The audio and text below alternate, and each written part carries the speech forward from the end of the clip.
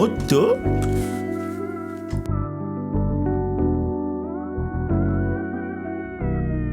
Popcorn. Yep, you're welcome to Popcorn, the life of Modenine.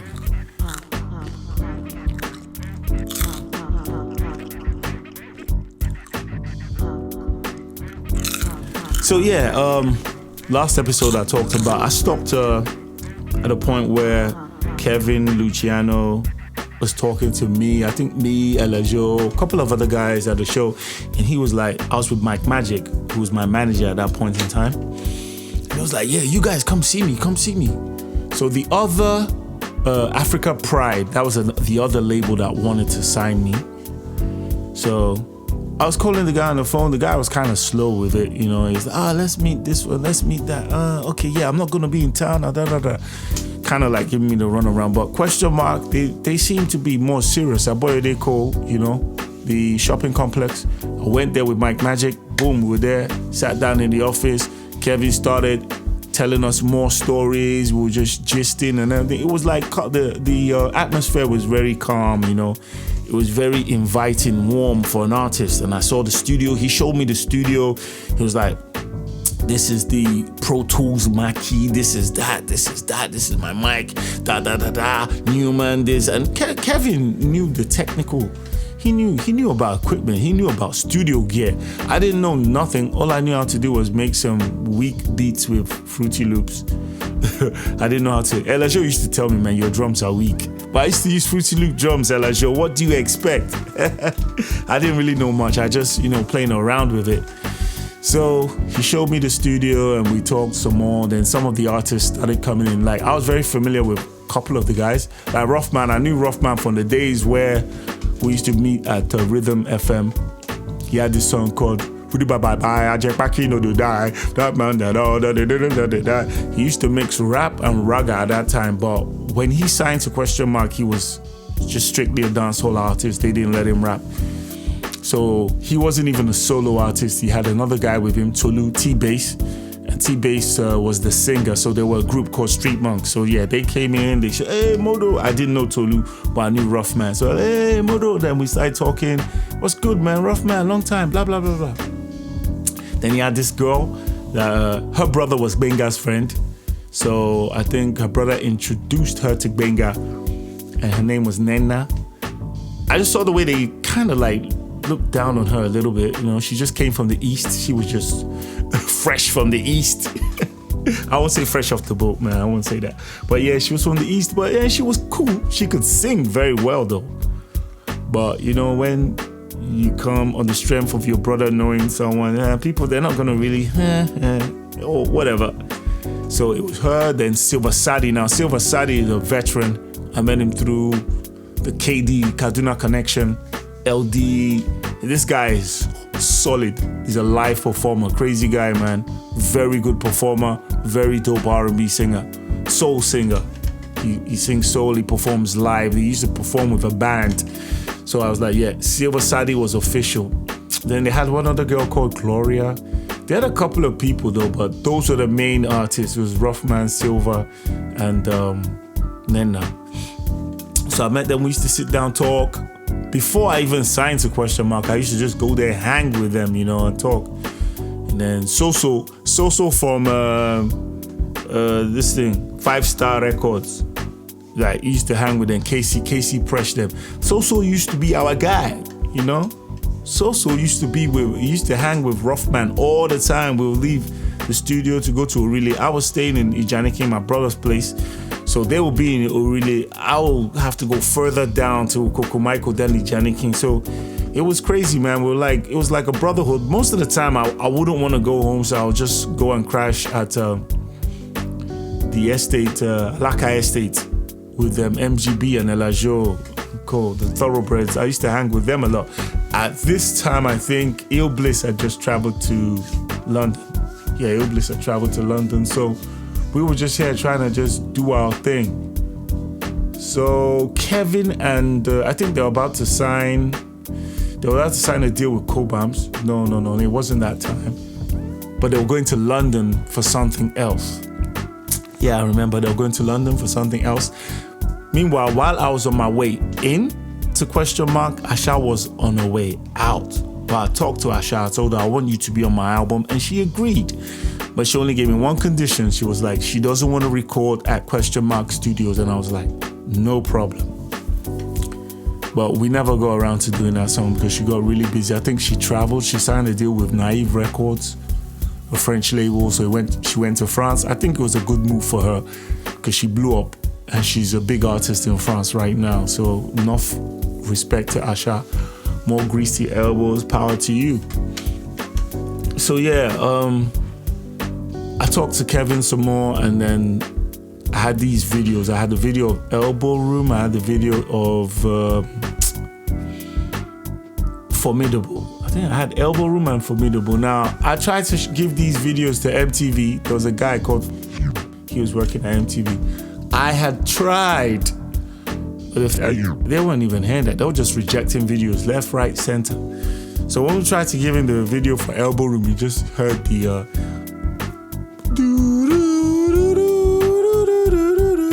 that sounded like Exhibit's Paparazzi. But what he didn't understand was that Exhibit's Paparazzi was sampled from classical music. But he said, Exhibit's Paparazzi. He was trying to be sharp and trying to be intelligent. I was like, no, not really. You know, but he stood his ground and it was like, he's not gonna play the video. I didn't even say how that video was shot. Shout out to DJ T. We're gonna talk about DJ T, the impact of DJ T on my career. Heavy. Shout out to DJ T. So yeah, I had to go to Abuja. I took money from the label, Question Mark. I went to Abuja, went to G-Links and I said, G-Links, you gotta do a remix of this Elbow Room. So G-Links just sampled everything, chopped it up, pam pam, pam pam, pam pam. Pam, pam, pam, pam. So we chopped it up and then I went back to Lagos and then we replaced that in the video. And then we gave MTV here in Nigeria, and the guy was still, you know. And then Kevin just told me, don't worry, we're going to London. This is what, Kevin, I hadn't signed the Question Mark deal. Okay, wait, I hadn't signed the Question Mark deal yet. I hadn't signed. I'm getting the story all twisted up. I hadn't signed the deal yet. So this is what happened. They put a contract in front of me and they had my DV tapes. They were like, we're going to England this night. If you sign this contract, we're going to take your videos and put them on MTV. And I was like, I looked at God. I was like, God, if anything happens and I need to get out of this deal, I looked at the sky. I said, God, you need to protect your son. I signed it. Mike Magic wasn't even there. And I called Mike Magic. I said, yo, I signed the Question Mark. He said, hey, did you check the contract with a lawyer? And I said, I didn't do none of that. I just signed it. I just remembered KRS-One. We had a messed up deal, but we signed it. So I signed it. My first deal. No, not my first deal. I've signed the Payback Time Records deal. The Payback Time Records deal was very fair. You know, my first experience as an artist with a record deal, I felt that, man, these record deals are kind of harsh. But the Payback Time record deal was very fair. It was a fair deal. But what people say is the more the deal favors the artist, the less favorable it is on a whole. Because the label, there's a guy that had an 80-20 deal with I'm not gonna say his name. He had an 80-20 deal. I think Benga told us this. Benga's a lawyer. And the label just said, okay, go get yourself shows, go do anything the guy just get, the label just sit down and get their 20%. They won't spend a dime on him. They let him do everything and they take their 20%. Now, if you sign a deal and the label stands to gain more, like a 50-50 deal, then our deal was 25%, 75, the artist gets 75 and the label gets 25. And that's not a small amount. The label will always hustle for you to get things so they can get their money, and they always bump the price up. So basically, I signed. They took my videos to London, and I think Elbow Room we had to change. Yeah, we had to change the beat for MTV to play it. But they played it, and I was on MTV. I was like, wow. I was doing, because of Question Mark, I was on different platforms. And Question Mark was a proper label at that time. they had power. They had that power. People respected ? Because we went all out. And because of that, I had people that turned their backs on me when I got to Lagos. All those people who turned their backs on me, they were now coming to me and say, hey, Mode, I want this, that. Can you help me to do this? Tell Kevin this, tell Kevin that. I was just looking at all of them. I was like, wow. It's crazy how when the chips are down, and everything is like when you're just alone, you're alone in this world when things are down, man. So I did my bit, started recording my album for ? E Pluribus Unum. I started recording it. And guess what? Obi Asika, I would have signed to Storm because Elajo, the night that Elajo was going to this event that Storm organized, I was tired, so I slept. Now, if I had gone to that event, I know I would have signed with Storm Records because Obi Asika is one person that when I sat down, talked to Obi was like, man, right? Like, he was just a cool dude, man. He understood the music. He was just laid back. We'll go to his place, right? Me and Elajo, he has this man cave. We'll watch soccer. You can play video games, but most of all, I'll just go there and listen to music. He had CDs. That's where I saw Reggie Rockstone's CD, and I dubbed that CD. I know I kind of I ripped it on my laptop. Shout out to Obi Asika. And that's when Olisa Debois jumps in. He just comes in. Olisa Debois just comes in. He just comes in and he's just like, oh, Modenine. What's up, Modenine? I'm like, yeah, I'm cool. It was just a dope place to be, man. Obi will come, we'll discuss soccer, everything. Man. Football, hip hop, and Obi was a big Jay-Z fan. So yes, I know that I would have signed to Storm, but you know, the way it works is crazy, man. I just sat out that show, that event, because I was tired, and I went to go and see ? And I signed to ? that day. So I came back, I told Elajo, man, I signed to ? He was like, oh, okay. I'm rolling with Storm. I was like, okay. Now both of us, you know, you guys be on Storm, I'll be here with ? Elajo was cool with Kevin, and he was also cool with the Storm dudes, Obi Asika, Tola and Olisa. So yeah, that's how we started doing our thing. So Obi came to the studio when I recorded Cry. Now Cry was a joint that me and Kobams, we sat down when I started my album. We're listening to Common's album B. And listened. Kobams just said, you want something that feels like this? I was like, yeah. So he started playing the guitar.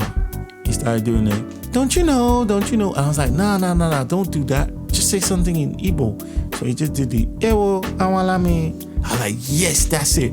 So he sampled that, he did that, put the drums and everything. And the beat was, woof. It was crazy. So I told him to put it on a CD. I didn't want to write there in the studio. I took it home and I wrote, came back, voiced it. We got Nena to do the hook. Shola recorded Nena doing the hook because Kobams wasn't around. The first hook, Kobams didn't like it. We got Nena to redo it. And when she redid it, it was magnifique. I think the day that we finished it, Obi Asika came to the studio. We opened the studio door, played it. Obi just said, this is a hit. So Kevin now kept, Kevin, before I started recording my album ? Kevin just told me one thing. He said, Mode, please give me an album I can sell. And he never disturbed any of my studio sessions. Dude just stayed away. He just let me create. And I really respect that because at that point in time, if he was all over me, that would have messed me up. The only person I wasn't feeling among the directors, ? Was he came in later and he was Wale's friend. So I didn't like I just didn't like him. I wasn't feeling him, man. So yep. We did Cry, and Cry was gonna be a hit. Sent it to radio stations, and then when we shot the video, things changed. The next episode, I'm gonna talk about how we won 3 Channel O Music Video Awards. All right. I'll see you next week. Peace.